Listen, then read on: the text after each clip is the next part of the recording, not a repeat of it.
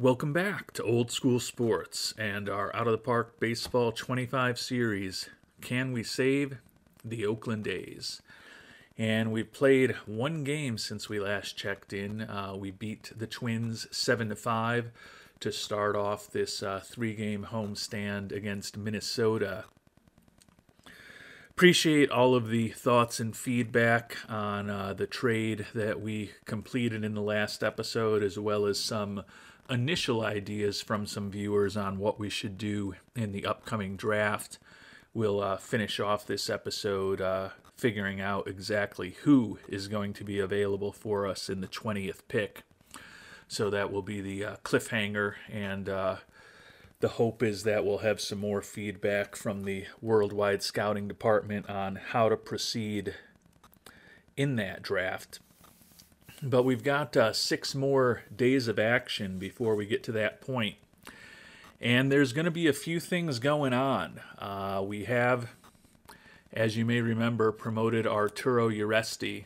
And he had a monster first game in the majors, 2 for 3 with a double, a run scored, 3 runs driven in, also walked.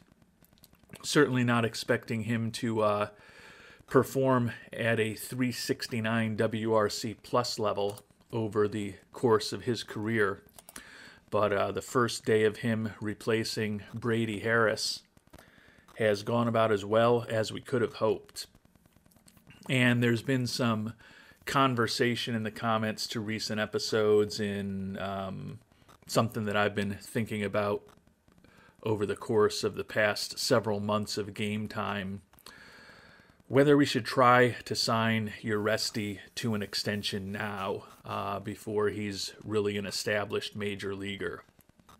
He is the number 43 prospect in baseball.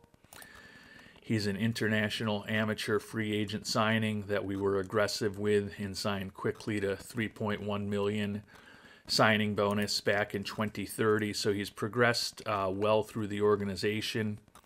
Sitting here on July 5th, he's already got 19 homers and 59 ribbies this year across AA, AAA, and now the majors.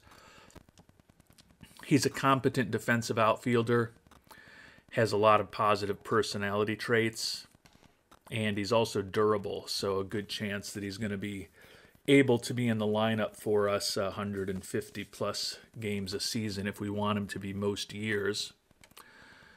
Doesn't have the greatest speed in the world, although his base running instincts are decent. Not a great bunter, but with that potentially excellent home run power and an eye that's already borderline excellent.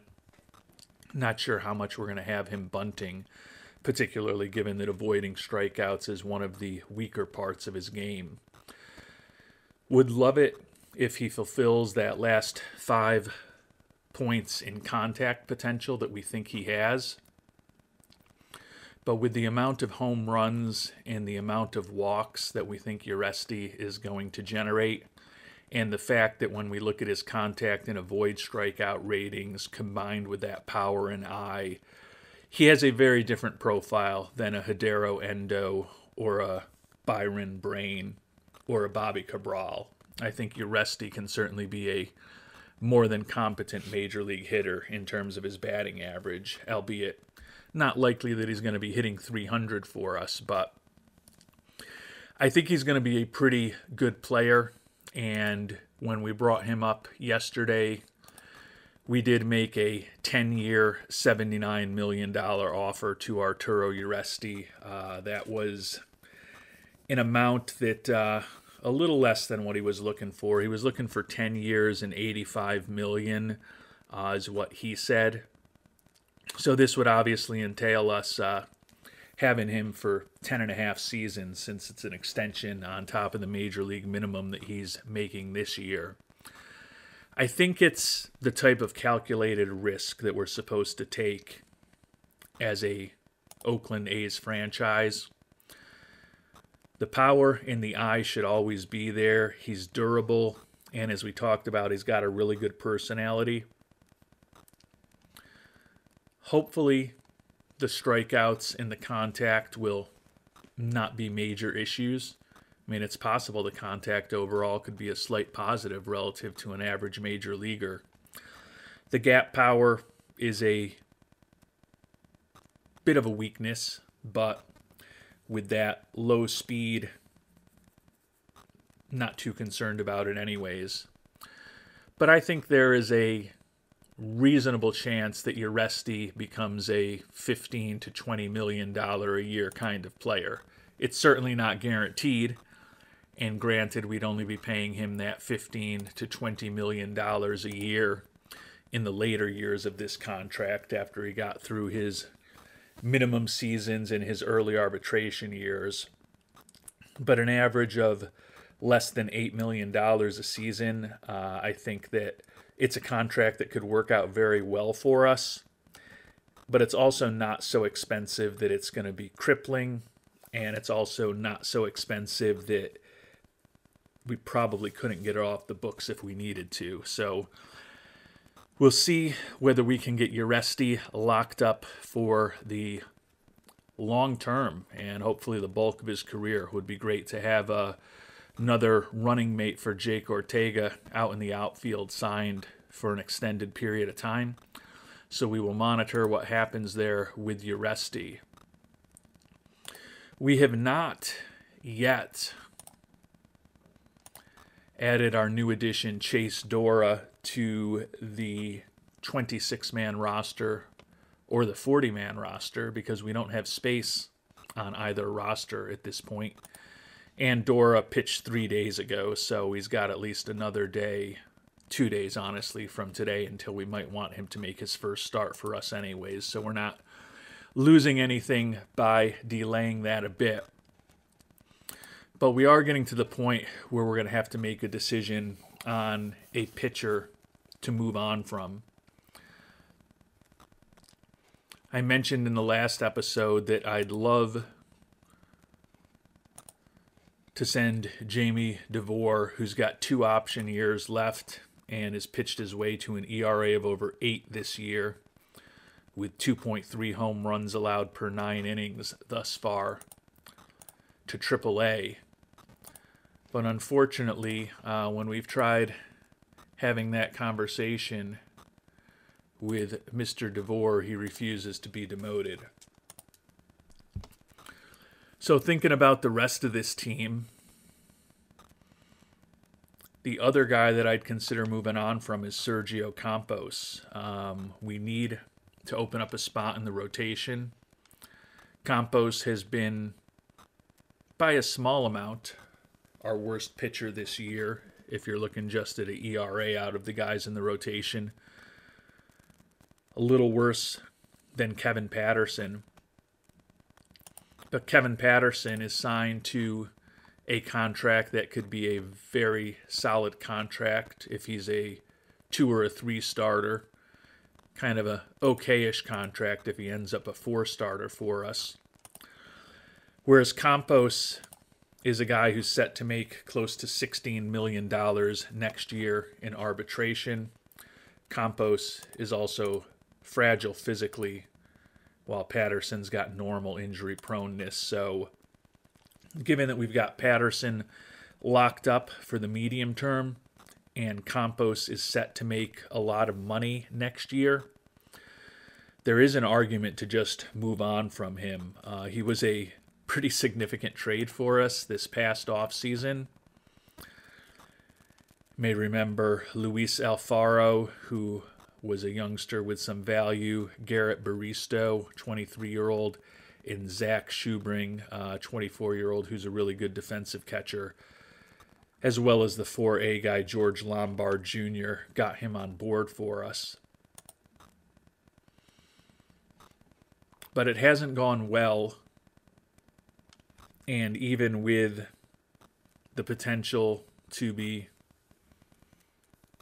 trying to bring back Brady Harris, no longer a realistic pursuit of ours, and it never was all that realistic, quite honestly, we're still going to be looking to cut some salary from this team. Because this year we're at $100 million. Next year, right now, we're projected to be $145 million. So we're going to have to cut some big numbers out of this roster, most likely for next season. And a 16 million arbitration number for a pitcher who has been a major disappointment is something that we should, I think, strongly consider. So I think, as some of you have noted, it seems like we've got a lot of 4 and 5 starters right now, and I agree with that assessment. Trying to maybe trade a Jamie DeVore or a Sergio Campos could be the path forward. DeVore making $6.5 million this year, a team option for $10 million next year that we are very unlikely to exercise. So that's another $10 million that could be coming off the books next year if we keep him on board. But if there's some value in Mr. DeVore in the trade market, might be time to try to get something for him now. The issue, unfortunately, with Mr. DeVore is that there is essentially no trade value in him. We can get a older and more expensive Jairo Iriarte or a 38-year-old Trevor Rogers who's fragile with below average stuff and has a 5.57 ERA for the Astros this year. So if we're going to be doing something with one of those pitchers, Campos is the way to go. Because despite the fact that he has been very disappointing for us, there still is at least a pretty decent level of interest in him. You can see for the most part it's some older players, but there are a fair amount of prospects that we could get in return for him as well. It's not as impressive a list of guys that we could trade for as we saw with Brady Harris. But given that we're unlikely to want to bring Campos back next year, given the money that he's going to be making, we're going to be looking to trade him this offseason almost certainly anyways. If we get rid of him now, we can maybe get a few decent assets back in return. And we can also open up that roster spot that we're going to need for our shiny new addition. But I honestly was not necessarily all that thrilled with some of the options of more experienced players for Campos. So I also did a search offline that I am repeating now for some prospect packages that might work for him. And none of these look particularly appealing. But there is one guy who piqued my interest, and that's Juan Lovato, a 24-year-old in the Atlanta organization. Now, he would have to give up both Sergio Campos and Shiloh Solis to get him up front. Juan Lovato is, by whatever wacky metric is out there, viewed as the number 5 prospect in the game. So from that perspective, he's incredibly intriguing. Honestly, when I look at him, being called the number 5 prospect in the game seems a little bit optimistic to me. He's a 24-year-old who's hit a .144 in his first 118 major league at-bats. And although our scout thinks he's got a lot of untapped potential, at 24 years old, I don't have a lot of confidence that he's really going to reach these ceilings that we think he could have. Realistically, he's probably a 55 contact, 55 power, 55 eye guy. And that certainly has value, but to me that's not number 5 prospect in baseball type value. if he had this profile with this type of potential and he was 21 years old, I might feel like there's a better chance that he could reach his ceiling. That being said, he's still an interesting guy to try to build a deal around. He's in his last option year. I think we'd probably move him to AAA for us. Get him fully trained up as a left fielder and a right fielder, given that I don't love this glove in the infield outside of first base. But I do think he could be a competent right-handed bat to put into the mix as a left fielder or right fielder. Even though I don't love the glove, it's not horrible. He's got good leadership. And when, although to get both Lovato and McGee, they said we needed Campos and Solis. When we actually try to trade for Mr. Lovato and we do the make this work now, we can get Campos straight up for him. There's also a little bit more talent that we're going to be able to get out of this deal since I've looked at this offline and kind of figured out all of the different permutations of this trade and several other trades that were less interesting to me. But although I think Lovato being the number 5 prospect in baseball is very optimistic and very aggressive in his ranking, the fact that we can get a guy who I think could be a useful bat for us, and quite honestly, with the money that we think the right-handed hitting corner outfielder Luis Taveras is going to be making next season, could be a guy who could take that role over for us while also still having the ability to play in the infield in a pinch. There's definitely some value to bringing Lovato into the organization. To me, he's a lot less interesting as a return than Chase Dora was for Brady Harris, but Brady Harris is a better and more valuable asset than Sergio Campos is, given the fact, though, that we can get a guy who's kind of stunk for us off our roster to open up a spot for Dora, which helps us get that money off of the potential books for next year and add Lovato and a couple of other assets for him. I think it's a deal that we have to be willing to think about. Danny Augustine, a left fielder, is another guy that we can add into the deal to get it done. Decent contact hitter, but 24, soon to be 25-year-old right-handed batter. He's got 3 option years left. Was purchased out of the independent leagues a little over a year ago. Made it to AAA over the last couple of weeks.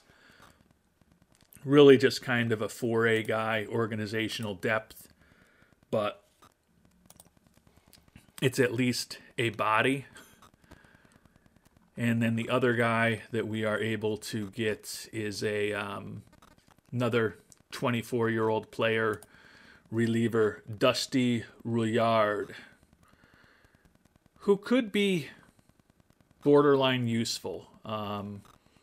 Almost 25 years old, wants to be in the majors. Has done okay in AAA. Decent stuff, average movement, average control, really kind of almost a one-pitch guy, a fastball and a slider is an occasional off-pitch. Doesn't throw all that hard.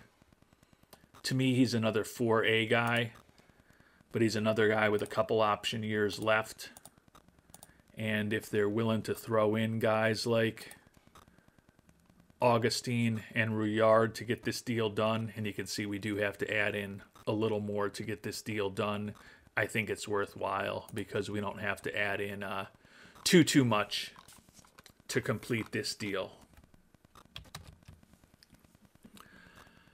And to get the deal done, we have to add in J.A. Clayton, first baseman who we picked in the 13th round 5 years ago at this point. He's been in high A ball for us for the last season and a half. Having a nice year there with a 127 WRC plus for us, but he's not even starting at that level. Looking at his ratings in terms of his bat, his lack of speed, his defensive weaknesses, although he's got a great personality, he's not a big part of our future, I don't believe. So we're willing to include Clayton along with Campos.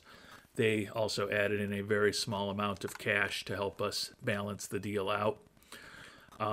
As I said, Royard and Augustine, I think, are more 4A kind of guys.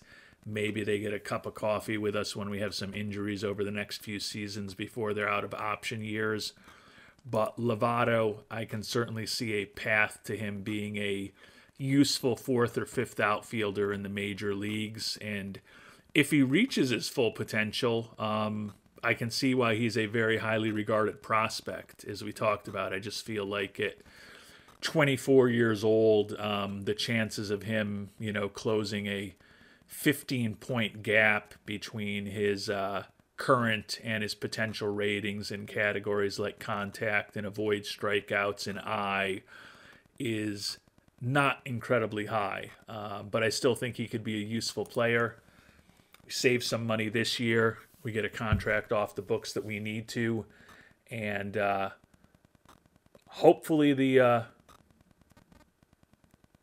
scouts and media members who rate the minor league prospects are right about Lovato. But as we've talked about, I think they might be a little optimistic about what he is. That said, we're still going to go ahead and complete this trade. And that opens up the spot on our roster. And most importantly, on our pitching staff to bring Mr. Chase Dora officially on board. So we did end up sending Lovato to AAA, where hopefully we'll get him more proficient in right field and left field, since that's kind of where we envision him. As I kind of alluded to, Luis Taveras has been a fourth or fifth outfielder for the last few years, a right-handed hitter playing primarily against left-handed pitching, who has done a pretty solid job for us overall, having an exceptional year this year with a 145 WRC plus and 170 at-bats. But as we've talked about in previous episodes, set to make about $6 million next year. And when you look at his batting profile, it's not all that different than what I thought Lovato's batting profile might end up looking like. Taveras, better arm. I think Taveras a little bit better in terms of the speed and the bunting ability also. But if we could be playing Lovato the major league minimum to be a fourth or fifth outfielder for us, platoon guy against left-handed pitching, versus paying $6 million for Taveras next year, doesn't guarantee that we're going to move on from Taveras, but it does give us some options on that front. And as you can see, we have Dora slotted in as our number 2 starter now, behind only Jackson Ferris. And looking forward to seeing what Chase Dora can do for us pitching in his first start, which is only a couple days away most likely.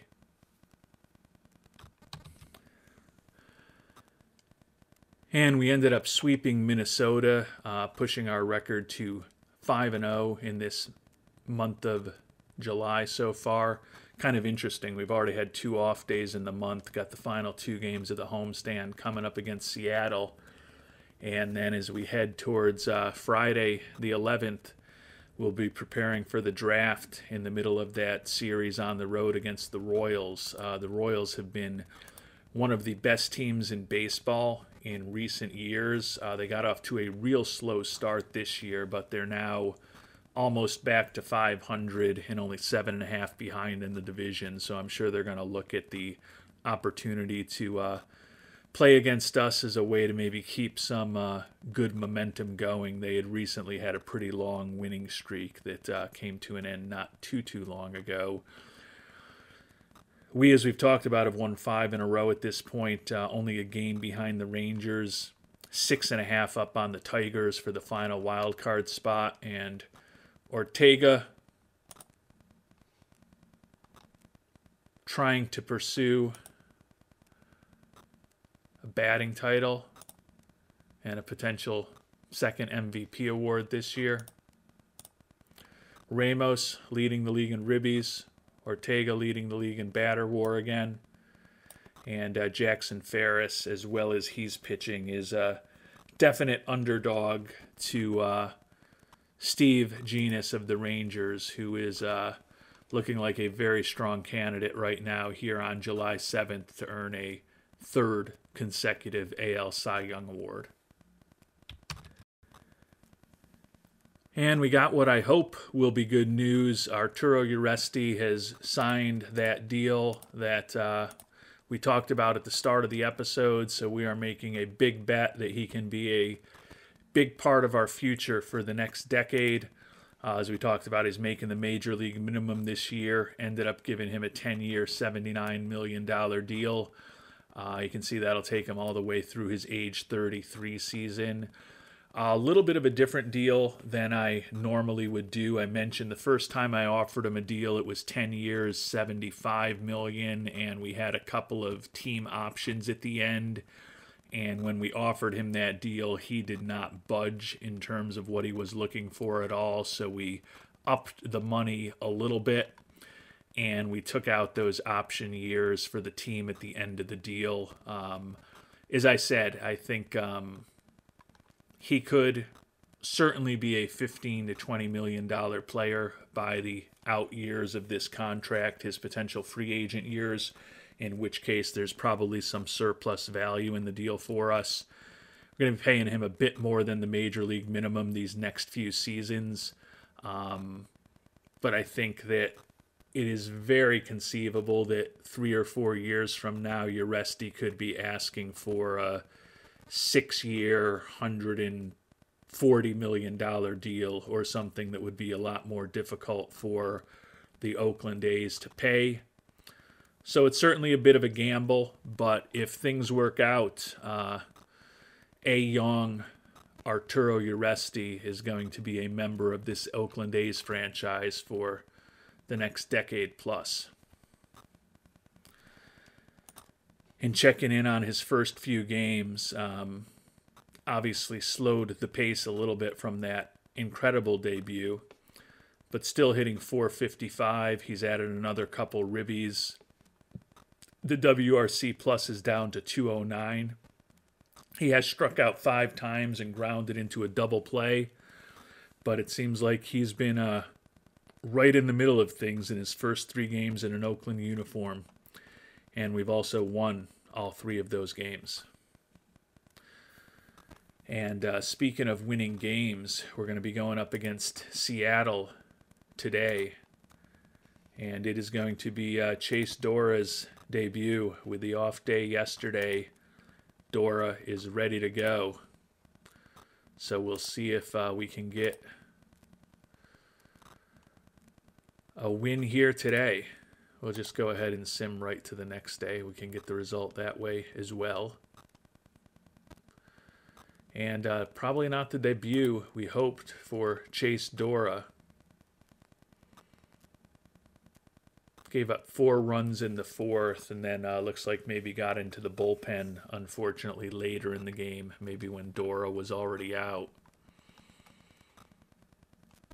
It wasn't a quality start, but it wasn't a total disaster. 4 hits, 3 walks, 7 strikeouts over 6 innings pitched, 4 earned runs. The fact that he gave up a couple of homers certainly didn't help. Kamani O'Banner with the blown save, and then the loss saddled on Doug Weiss, who has been involved in a lot of decisions for us as our stopper. 23 games in the majors, just 38 innings pitched, and he's got 3 wins, 4 losses, 5 saves, and 3 holds. So Weiss's ERA has been climbing a bit recently. You can see his Sierra is actually pretty ugly at over 5. So I think he's had a few tough outings recently on top of this one. Yeah, you can see it was pretty rare for him to be giving up runs in his early stages. And in his last 6 relief appearances, he's given up runs in 5 of his last 6 games. Multiple earned runs in 4 of his last 6 games. And he's picked up 3 losses for us in the last 6 games. And his ERA has gone from 152 all the way up to 379. So a bit of a rough patch for Mr. Weiss, but you're not going to expect rookies to just come in and dominate every day from the start. So hopefully it'll be a learning experience for the young right-handed reliever, who still may end up being a starter for us in the not-too-distant future. And we did bounce back from Seattle stopping the 5-game winning streak by routing them 12-0 a couple of days ago. We beat Kansas City on the first game of the road trip 8-5 yesterday, and we have made it to the player draft. So as we get ready for the player draft, we're still a game behind the Rangers in the AL West. We are now 8 games up on the Tigers for the final wild card spot. We've got a winning percentage of over 600 at this point. Only the Rangers, the Padres, and the Reds can also say that in the majors. We just have the misfortune of having to play in the same division with one of the other teams that's got a winning percentage over 600. But feeling pretty good about our chances to guide this team back into the playoffs this season. But we'll focus on thinking about the present starting again in the next episode. For the time being, before we finish this one up, we're going to pivot to thinking about the future. And we highlighted some of the top players available in the draft in our last episode, not expecting too many of them, not expecting, quite honestly, any of them to be around for us with the 20th pick when we're ready to go, but we will find out now and see who's actually going to be on the board for us when we're making the 20th overall pick.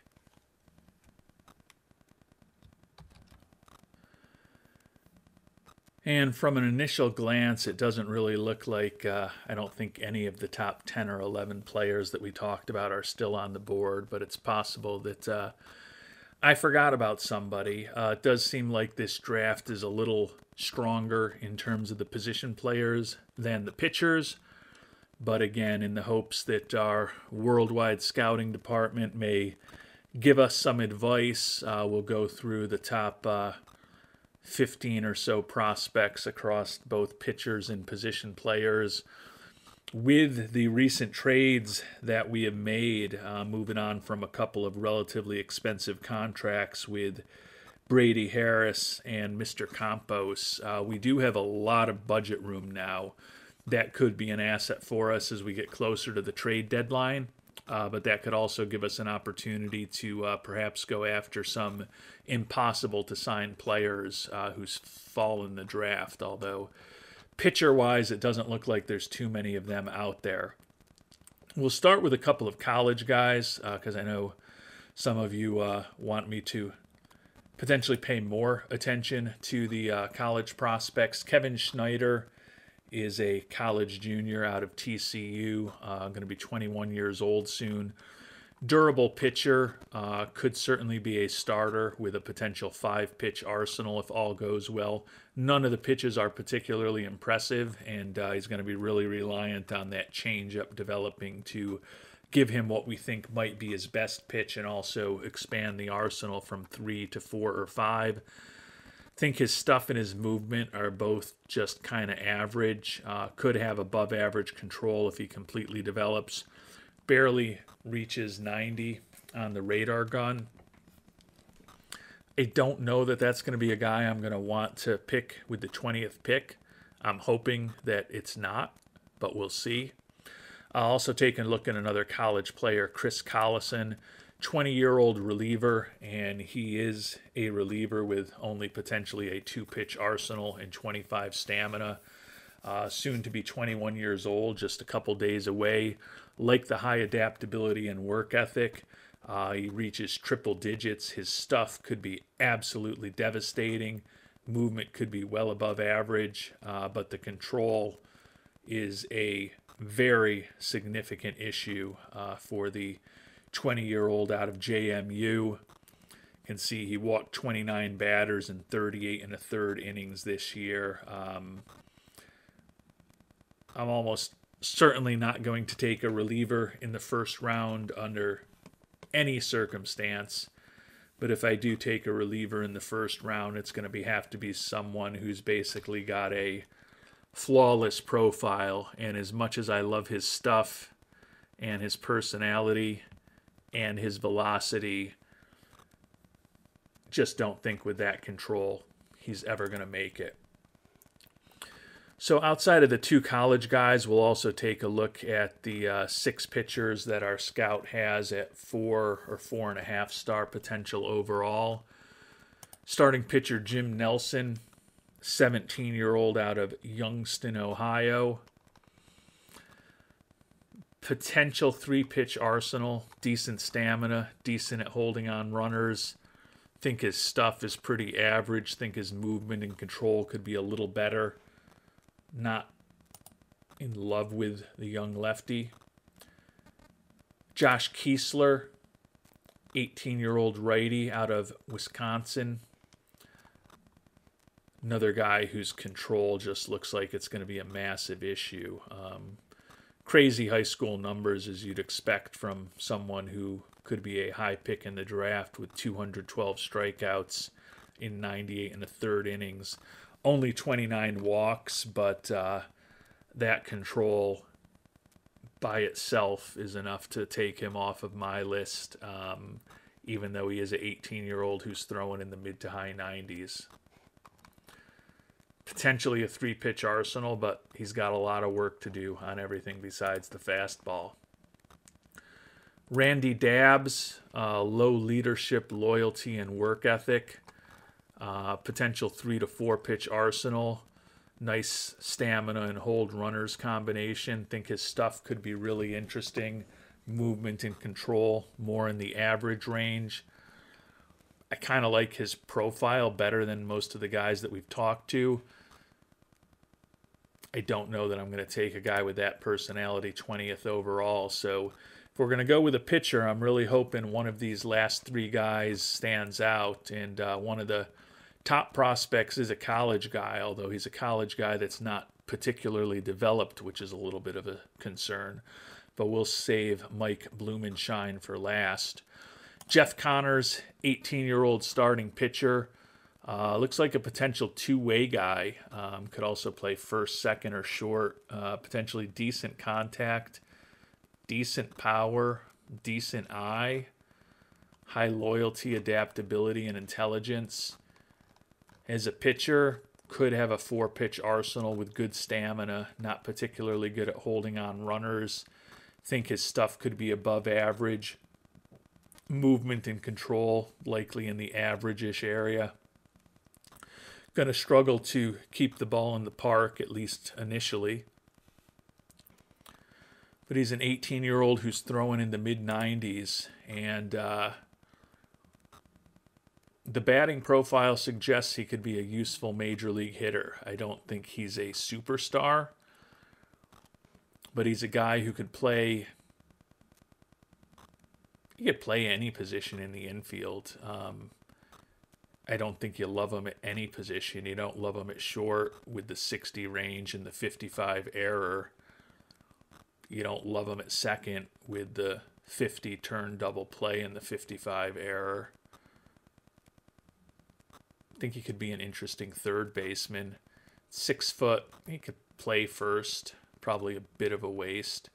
That 30 range precludes him from the outfield. But certainly with a versatile glove that can play across the infield, a bat that looks like it could be useful, and an arm that looks like it could be useful. He's an interesting prospect because he's not making a ton of money, or not asking for a ton of money.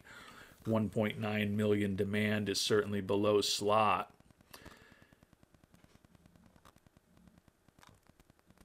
His value is really if he ends up being a two-way player, because I think honestly he's kind of a guy, is an infielder, borderline starter, good utility guy. As a pitcher, assuming he's not going to reach every ounce of potential we think he has, he's probably a fourth or fifth starter. Maybe ends up as a bullpen guy.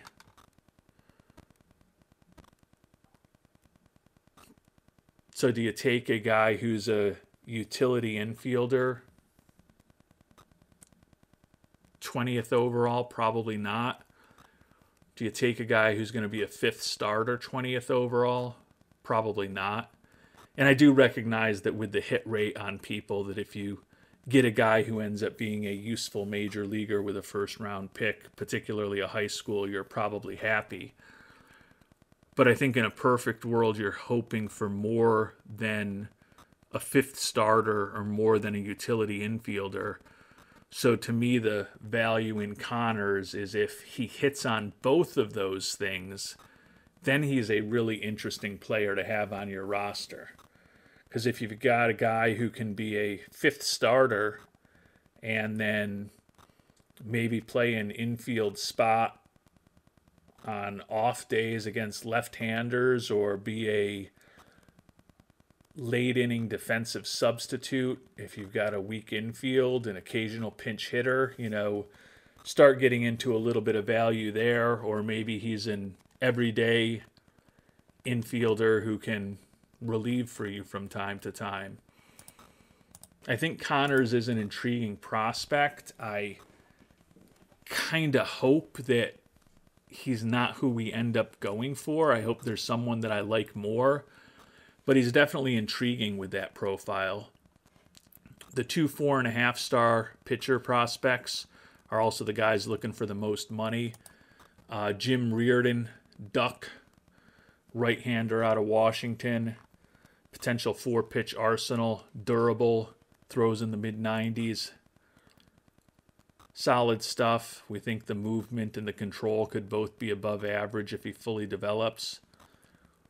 Certainly an interesting prospect. And then last, but hopefully not least, Mike Blumenshine. He's an Ivy League fellow out of Brown University. The lefty. Solid stamina, really good at holding on runners. Left-handed pitcher with fly ball tendencies, wants to get paid. He's got a potential 6-pitch arsenal, and none of those pitches are that far off major league quality.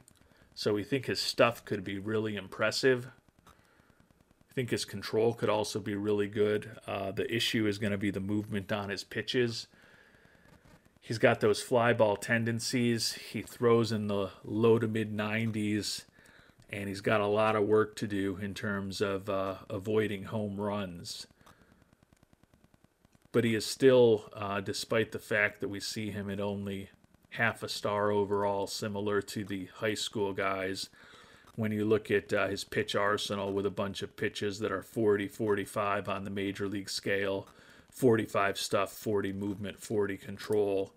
He is certainly closer to being in the major leagues than anyone else that we've talked about. So Blumenshine, Reardon, and Connors, the last three guys that we talked about, are probably the three most interesting to me. But again, this is a very initial look, and I'm always interested in input from the worldwide scouting department when you try to tell me what I'm missing.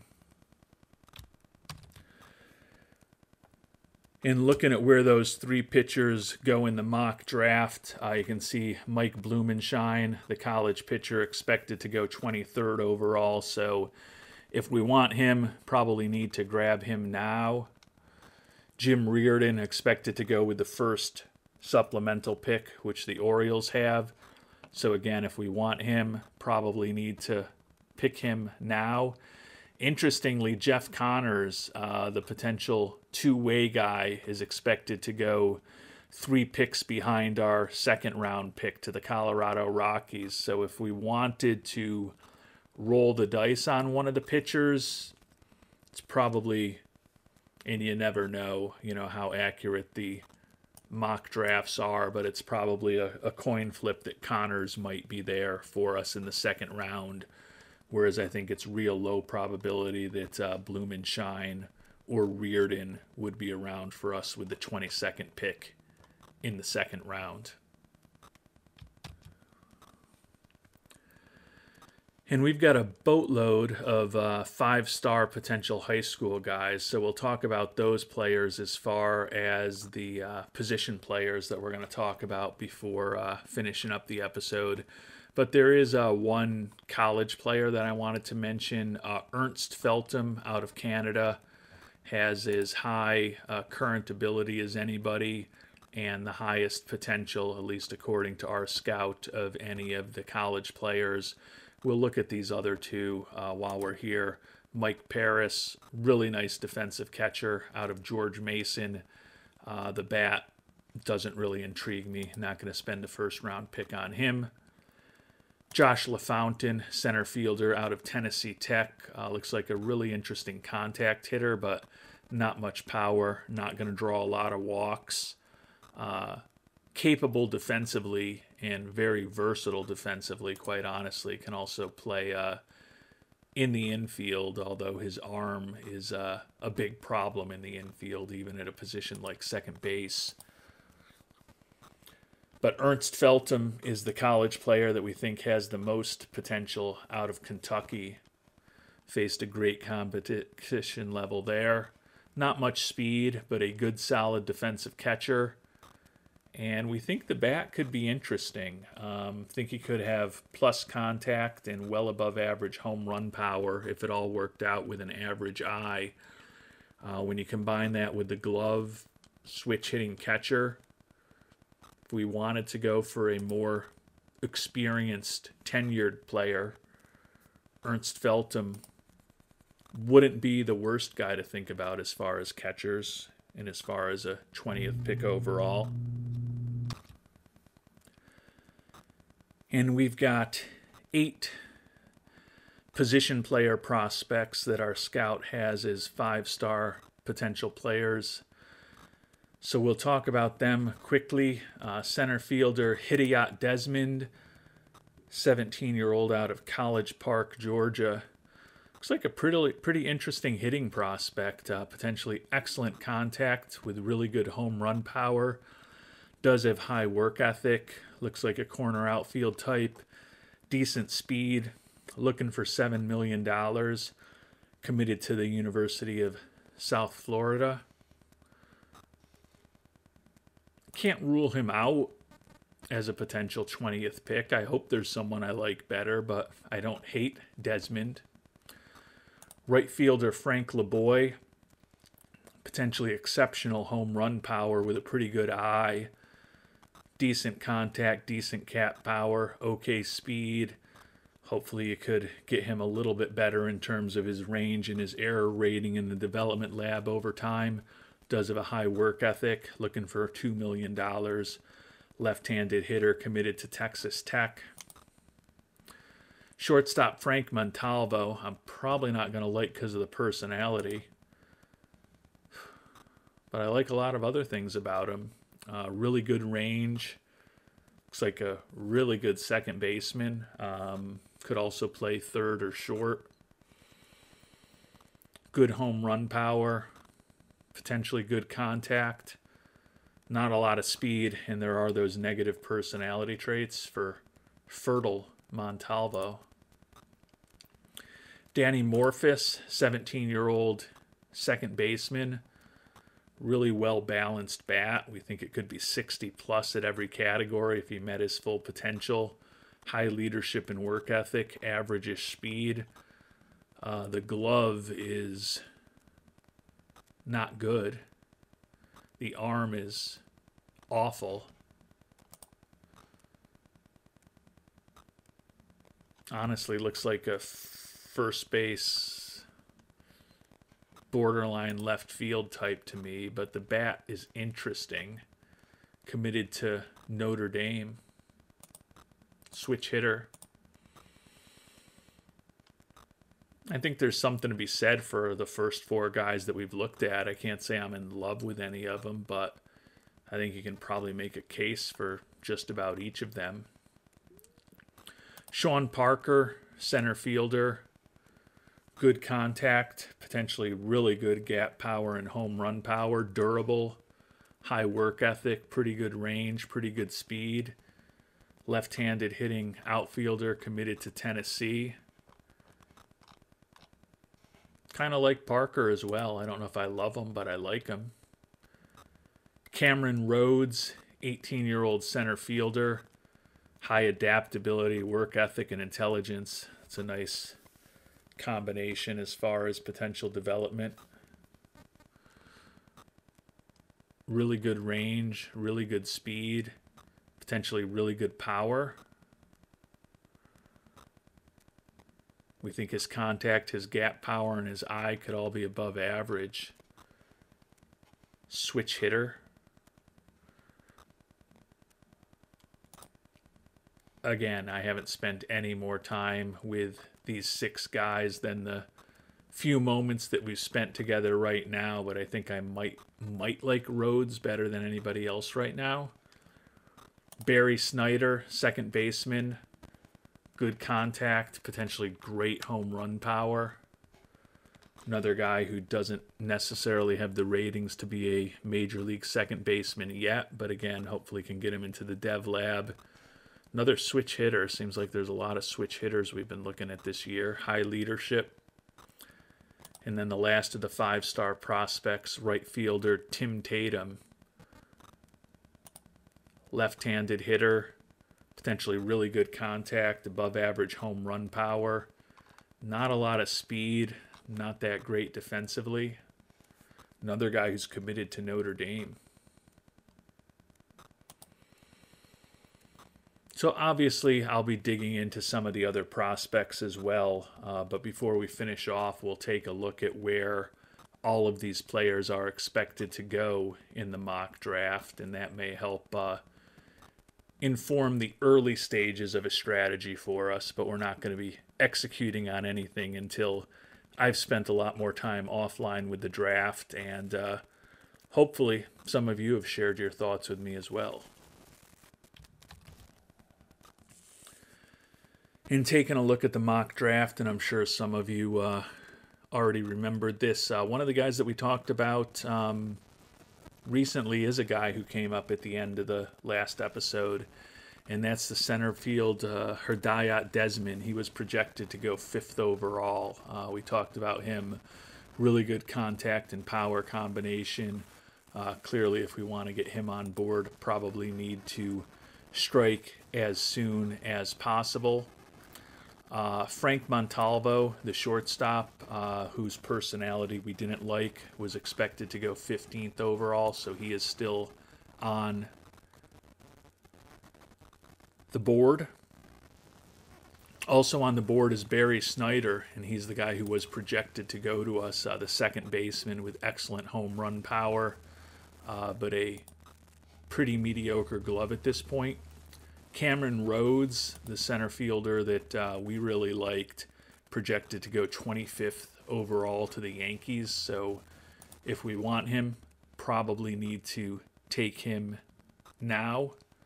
Second baseman Danny Morphus, expected to go 30th overall. Very well-balanced bat, decent speed, but a glove that's even worse than the glove that Snyder had at the 20th pick.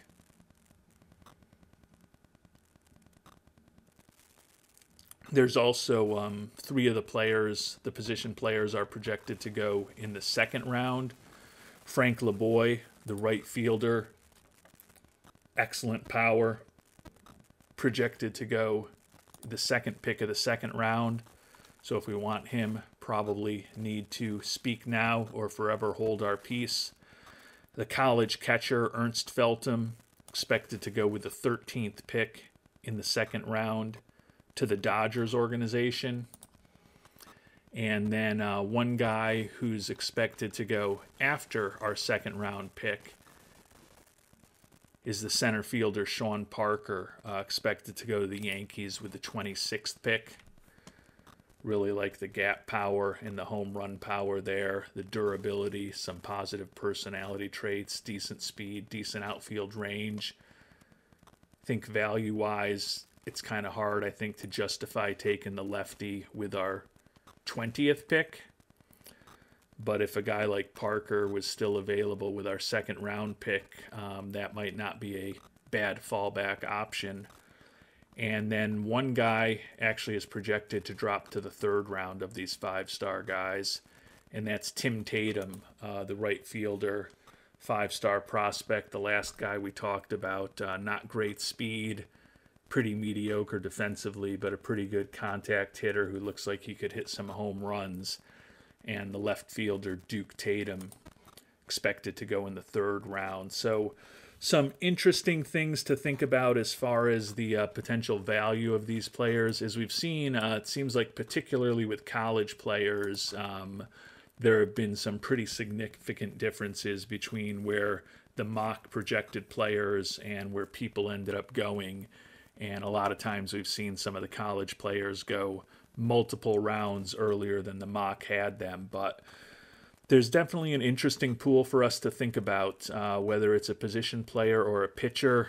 There's interesting options out there, and it's always helpful for those of you who are so inclined to share your thoughts with me on which direction you might go, and hopefully with the fact that we did spend a little more time with the mock draft this time around, you can probably even in some cases give me a little more detailed strategy. Say, hey, take this guy in the first and then hope that one of these two or three guys drops to you in the second or the third. And as I noted, always helpful for me to get that type of input and insight and feedback, even if I don't always end up going along with every suggestion that you make.